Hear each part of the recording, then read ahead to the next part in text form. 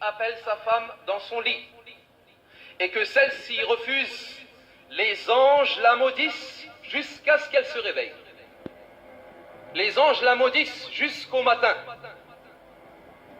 Et combien d'hommes se plaignent aux gens de science et aux imams de ce problème que les femmes refusent lorsque les maris les appellent. Nous ne disons pas que ceci est de la soumission, mais Allah Jalla wa Ala a mis cela comme ordre afin que tout se passe bien dans le couple. C'est lorsqu'elle sera respectueuse que tu seras honoré, qu'elle ne lui coupe pas la parole lorsqu'il parle, et qu'elle n'élève pas sa voix sur lui, et qu'elle l'écoute lorsqu'il s'adresse à lui, et qu'elle lui obéit lorsqu'il lui ordonne des choses, et qu'elle le préserve en son absence, et qu'elle se lève et qu'elle se précipite vers lui lorsqu'il arrive et qu'il rentre à la maison. Et le droit de ton époux sur toi passe avant le droit de tes parents sur toi.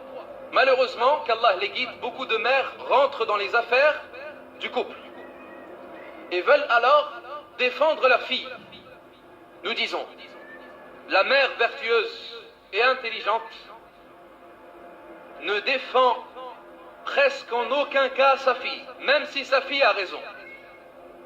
Pourquoi ? Afin de lui enseigner la patience et le fait de ne pas se mettre en colère sur son mari, même si elle a raison, et même si le mari a tort. La mère ne doit pas la défendre, mais elle doit lui dire de revenir vers son mari et de s'excuser et de se corriger. Et si la femme refuse, elle n'a pas refusé à l'homme en réalité, ni aux parents de l'homme, mais elle a refusé à Allah, car elle est soumise à l'ordre d'Allah. Et c'est Allah qui a informé cela.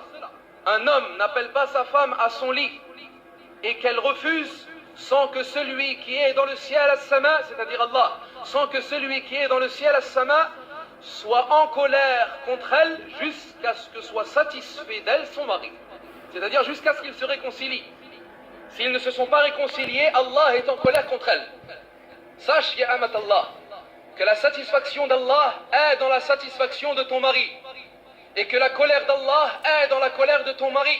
La femme et l'épouse n'aura accompli le devoir qu'elle a envers son Seigneur que lorsqu'elle aura accompli le devoir qu'elle a envers son mari. La considération de la femme envers son mari, comme les gens ont une considération envers leur roi ou leur gouverneur ou leur empereur.